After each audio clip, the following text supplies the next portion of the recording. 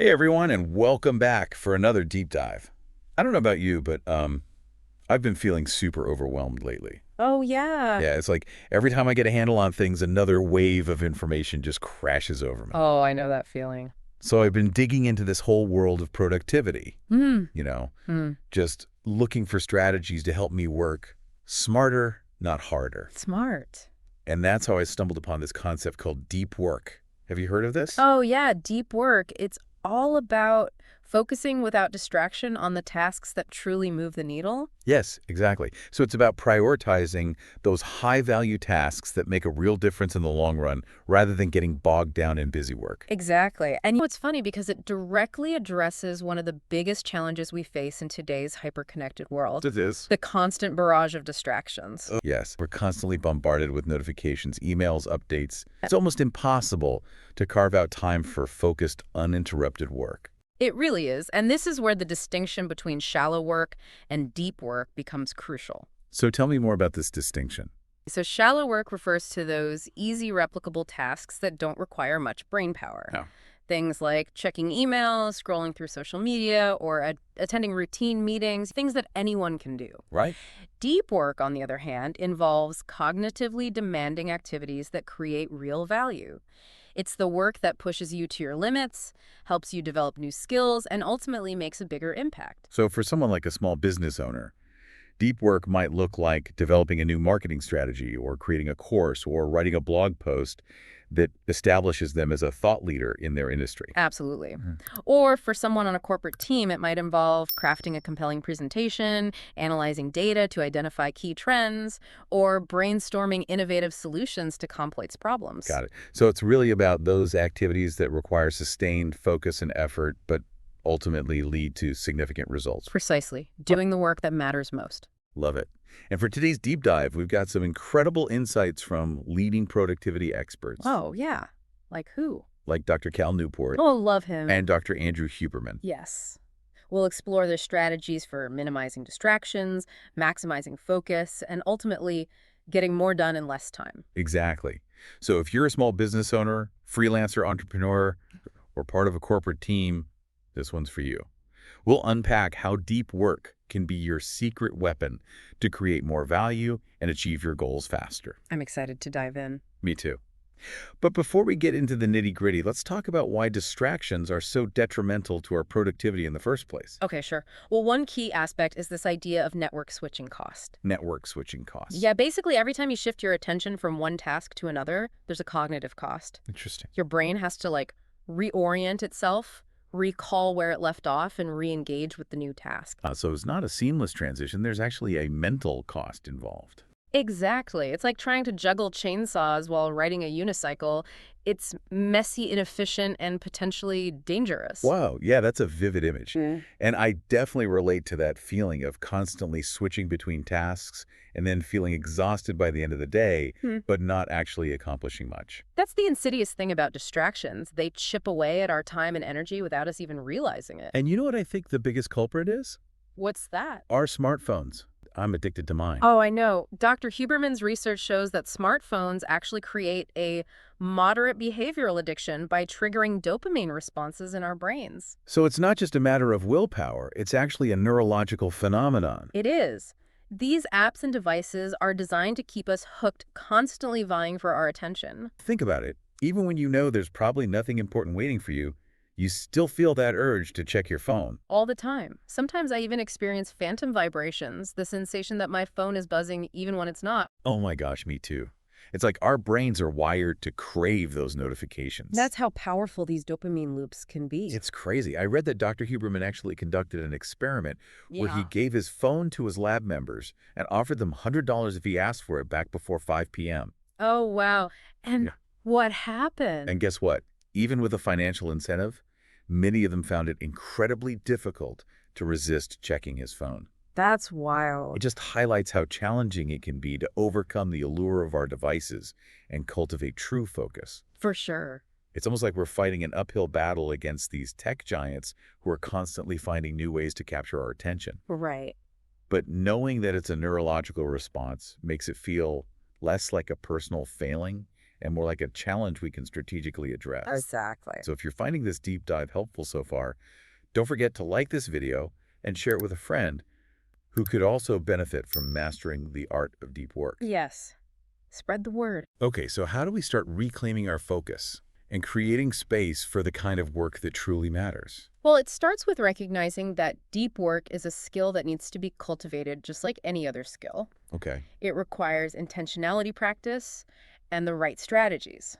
And thankfully, Dr. Newport has developed a powerful framework for making deep work a reality in our lives. And one of the most effective strategies he suggests is to schedule dedicated time for deep work, just like you would schedule an important meeting or appointment. Oh, that makes total sense. Don't just hope to stumble upon a free hour here and there. Be proactive and block out time on your calendar specifically for deep work. I get that, but just scheduling the time doesn't magically make me more focused. Right. I still struggle to resist the temptation to check my email or browse social media when I'm supposed to be working on a challenging task. Oh, absolutely. And that's where the second step comes in. Hey, what's that? Ritualizing your deep work practice. This involves creating a set of routines and habits that signal to your brain that it's time to enter a state of deep focus.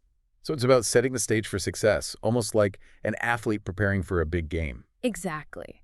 It could involve things like finding a quiet workspace, putting your phone on airplane mode, closing all unnecessary tabs on your computer, or even having a specific cup of tea or coffee that you only drink during deep work sessions. Interesting. The key is to create a consistent set of cues that help you transition into a focused mindset. I love that idea. It's about training your brain to associate those cues with deep work, making it easier to slip into that flow state where you're completely absorbed in the task at hand. I love that. Exactly. And once you've established your deep work ritual, it's important to protect that time fiercely. Okay. Treat it as sacred and non-negotiable. Just like you wouldn't reschedule an important meeting at the last minute, don't let distractions derail your deep work sessions. Right. But what about those unexpected interruptions that inevitably pop up? How do you handle those? That's where it's helpful to have a plan for dealing with distractions. One strategy is to create a distraction list. A distraction list. Yeah. Whenever a thought or idea pops into your head that's not related to the task at hand, jot it down on your list and return to it later. Oh. This helps you acknowledge the thought without letting it derail your focus. That's a great tip. Yeah. I often find myself getting sidetracked by those random to-dos that suddenly seem urgent. Having a distraction list would definitely help me stay on track. Totally. And remember, deep work isn't about becoming a hermit or isolating yourself from the world. It's about being intentional with your time and attention so that you can be more present and productive when it matters most. That's a good point. Speaking of being intentional, how do we decide which tasks deserve our precious deep work time? I mean, there's always so much vying for our attention, especially for entrepreneurs and small business owners who often wear multiple hats. That's where the priority ladder comes in. It's a framework for categorizing your tasks based on their level of importance and their potential for distraction. Tell me more about this. So at the very top, priority 1, we have vision building projects. These are the tasks that are directly aligned with your long-term goals and have the potential to make a significant impact on your business or career. Got it. So for a freelancer, a vision building project might be creating and launching a new online course or developing a signature talk that they can deliver at conferences. Exactly. And for a small business owner, it could be developing a new product line or expanding into a new market. Right. These are the tasks that often get pushed aside because they require a significant investment of time and energy. But they're also the tasks that can truly transform your business or career. That makes sense. Next, we have priority 2, which is for high leverage creative work. These are tasks that require deep thinking and focused effort, but might not be directly tied to your grand vision. So for a writer, this could be writing a guest blog post for a popular industry website. Or for a designer, it could be working on a personal project that helps them develop new skills and build their portfolio. Yes. It's about consistently honing your craft and producing high-quality work that moves you closer to your goals. Love it. Then we have priority 3, which is for meaningful and spillover tasks. These tasks might not be the most glamorous, but they're still important for keeping things running smoothly. So this could include things like responding to client emails, managing your social media accounts, or updating your website. Essential tasks, but not necessarily the ones that require peak mental performance. You got it. And finally, at the bottom of the ladder, we have priority 4, which is for maintenance tasks. These are the tasks that can easily suck up our time and energy, but don't really contribute much to our overall goals. So things like scrolling through social media, getting caught up in endless email chains, or mindlessly browsing the internet. Exactly. It's easy to fall into the trap of thinking we're being productive when we're really just procrastinating. Absolutely. And just like with junk food, it's not about eliminating these maintenance tasks entirely. It's about being mindful of how much time and energy we're giving them and ensuring that they don't crowd out the more important work. I love the analogy of junk food. It's so easy to get caught up in those quick hits of dopamine and lose sight of the bigger picture. If you're resonating with this deep dive into deep work, don't forget to hit that like button and share it with your network. So how can we use this priority ladder to structure our work days and create more space for deep work? Well, one strategy is to schedule blocks of time for each priority level. For example, you might dedicate your mornings to priority 1 and 2 tasks when your energy and focus are at their peak. Okay. Then you could tackle priority 3 tasks in the afternoon and save priority 4 tasks for the end of the day or even eliminate them altogether. That's a great idea. It's about being deliberate with your time and energy, making sure that you're giving your best to the tasks that deserve it most. But it's not just about external strategies, is it? It's also about cultivating the right mindset. You are so right. One of the most powerful things you can do is to embrace the idea that deep work is a valuable investment, not just a way to get more done. It's like shifting from a mindset of scarcity, where you're constantly trying to cram more into your day, to a mindset of abundance, where you're focused on creating value and making a real impact. Exactly. And, when you embrace that mindset, you start to see the world differently. You become more discerning about how you spend your time and energy, and you're more likely to attract opportunities that align with your values and goals. It's almost like you're creating a self-fulfilling prophecy by investing in the activities that truly matter. Precisely. And this brings us to another fascinating concept I think that'll really resonate with our audience. Oh, yeah. What's that? The idea that we can shape our ideal lives through deep work. Tell me more about this. It sounds intriguing. Well, it's based on the idea that by consistently investing energy in a goal, we not only build momentum towards achieving it, but we also start to embody the identity of someone who achieves that goal. So if I want to be a successful entrepreneur, I need to start acting like one today, even if I'm still in the early stages of building my business. Exactly. It's about practicing the actions and habits that align with your ideal self, even if it's just for a few minutes each day. I love that.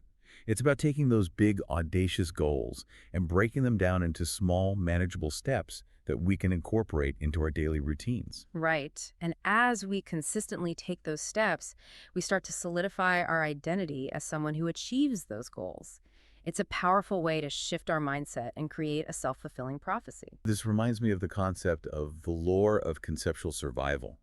The idea that we're driven not only by our physical needs, but also by our need to survive our ideas and beliefs about ourselves. Oh, absolutely. It's almost like we're constantly striving to live up to the image we have of ourselves. So if we want to create lasting change, we need to start by changing the stories we tell ourselves. That's so powerful. And it really highlights the importance of being mindful of the thoughts and beliefs that we're feeding our minds. If we're constantly telling ourselves that we're not good enough or that we'll never achieve our goals, we're setting ourselves up for failure. Yeah. And if we can shift our internal dialogue to one of empowerment and possibility, we can create a ripple effect that transforms not only our work, but also our lives. It's about aligning our actions with our aspirations, creating a feedback loop that propels us towards our goals. And speaking of goals, I think it's time to bring this deep dive back to our audience and give them some actionable steps they can take to implement these principles in their own lives. What do you think? I think that's a great idea. Okay. So for all the entrepreneurs, freelancers, and corporate teams out there, here's a challenge for you this week. I want you to schedule at least one dedicated deep work session. Block out at least 90 minutes on your calendar, create a ritual to help you transition into a focused mindset, and choose a task that's truly important and challenging. And don't forget to use that priority ladder we talked about to help you identify the tasks that deserve your deep work time. Remember, it's about investing in the activities that will create the most value and move you closer to your goals. And once you've completed your deep work session, take a few minutes to reflect on the experience. How did it feel? What worked well? What could you improve next time? And be sure to share your experience in the comments below. We'd love to hear about your deep work journey and the amazing things you're accomplishing when you unleash the power of focused effort. Remember, mastering deep work is a journey, not a destination. It's about consistently showing up, experimenting with different strategies, and celebrating your progress along the way. We're so excited to see what you create when you embrace the power of deep work. Until next time, keep diving deep and keep creating the life you want to live.